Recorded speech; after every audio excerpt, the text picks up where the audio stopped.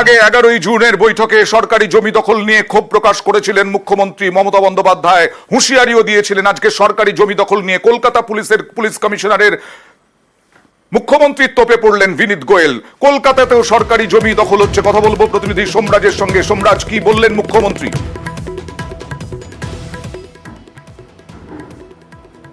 হ্যাঁ দেখো, আজকে মুখ্যমন্ত্রী মমতা বন্দ্যোপাধ্যায় প্রায় 45 মিনিটের বৈঠক করলেন এবং সেই বৈঠকেই মুখ্যমন্ত্রীর ক্ষোভের মুখে পড়লেন কলকাতা পুলিশের পুলিশ কমিশনার বিনীত গোয়েল।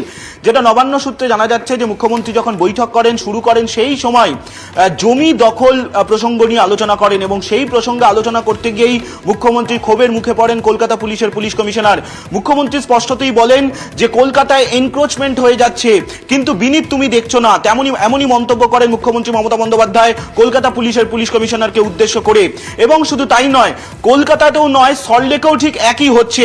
কেন দেখা হচ্ছে না? এই বৈঠকে কলকাতা পুলিশের পুলিশ কমিশনার বিনীত গোয়েল তিনি সশরীরে নবান্নে উপস্থিত ছিলেন এবং তার উপস্থিতি এবং পাশাপাশি মুখ্য সচিব, স্বরাষ্ট্র সচিবও ছিলেন। তাদের উপস্থিতিতে এই ক্ষোভ প্রকাশ করলেন মুখ্যমন্ত্রী মমতা বন্দ্যোপাধ্যায় বলেই সূত্র মারফত জানা যাচ্ছে। কলকাতাতে কেন জবরদখল হয়ে যাচ্ছে সেই প্রশ্নও তুললেন মুখ্যমন্ত্রী মমতা বন্দ্যোপাধ্যায় বলেই নবান্ন সূত্রে জানা যাচ্ছে। ধন্যবাদ সোমরাজ। এই মুহূর্তে চলে যাব রাহুল গান্ধীর সাংবাদিক বৈঠকে।